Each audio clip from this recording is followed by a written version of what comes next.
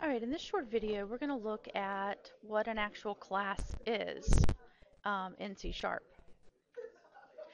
So far you've actually used other classes in your programs, whether it was the math class or the string class, and you've always used it by creating an object first and then creating and using methods that allowed you to change that object. A class is simply going to be a category of objects that are related, whether it's a car class, a race car class, a rectangle class, a dog class, anything that where the objects are all going to be related specifically so that your class makes sense. Now, all classes should start with a capital letter of it when it's named. So make sure that when you name your classes, you start them with a capital letter. Now, a class enables you to actually create a custom type.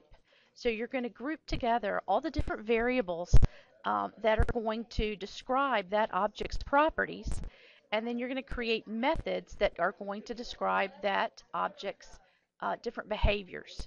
So if we take a car class for an example, that car class would create a car object. We may have properties like color, the number of doors, the style, the type of engine, so on and so forth. All of these properties, which are attributes of our car, are going to be declared private. So all class variables are declared as private variables. Now, our behaviors, again, using car, such as drive, maybe setting the color, setting the number of doors, setting the style, stopping, so on and so forth, that are going to modify our car object. All of those behaviors are going to be public. That way, in a button click or wherever we are declaring and using this class object, we'll be able to actually access and modify the object's properties. So, again, a class is made up of properties and methods. The properties are private, so they are protected. So they're always declared private. They are going to describe the state of our car, or the state of our object, in this case a car, such as its location, its speed, the number of doors, its color, the car style. And then the methods are going to allow us to access and change the state of that object, such as we may need to change the color of it if we painted the car. We may need to set the style or access the style for the car. We may need to change its location. All of this will do with methods, and we're going to learn a lot more about methods shortly. Now, again, our class properties tell us about our object. They tell us the state. Class properties are called instance variables. And again, they're all declared private. For example, if we were creating a student class, we may have the ID, the last name, the grade, and any other attributes that we want to describe about that student. Now, to set up our class in programming, we're going to start out with the keyword public, and then we're going to add the keyword class. And then we're going to add a name, and again, it will be capitalized, and that name will describe whatever this object is. Then we're going to block this code using curly braces. And then on the inside, we're going to declare all of our private instance variables that are going to describe that object.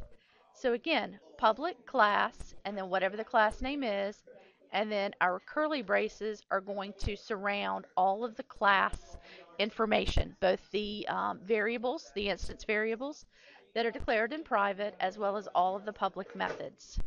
So we're going to create an object. In this case, I have a game object, and that game object is made up of minutes, rating, and the title.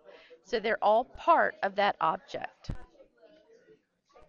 Now, when you are declaring or constructing or instantiating, because you'll find different books use different language, an object, you're basically just declaring it just like you would if you were declaring a primitive data type like an integer. Now, there's a couple different ways you can declare an object. You're always going to start out with the class name and then the object name. And then you can say equals new, and you have to have the keyword new, and then the class name. So if there are any parameters here, then we would add them in, but we'll talk more about constructors and what would go within those parentheses, or if anything goes in those parentheses. The other way is you can actually declare an object here, such as class name, object name, and then you can say object name equals new, and then whatever the class name is. So you can do it on 2 lines or on 1. The top one we may want to use to declare it in a global instance. Say if we're going to use multiple button clicks.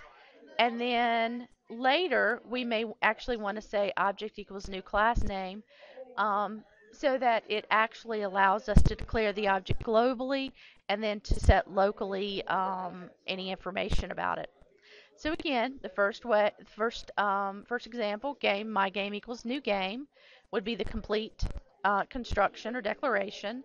And then the second one would be game, and then a game equals new game. So those are the 2 different ways you construct or declare an object. So that's it for what an actual class is, and we will learn more in subsequent videos.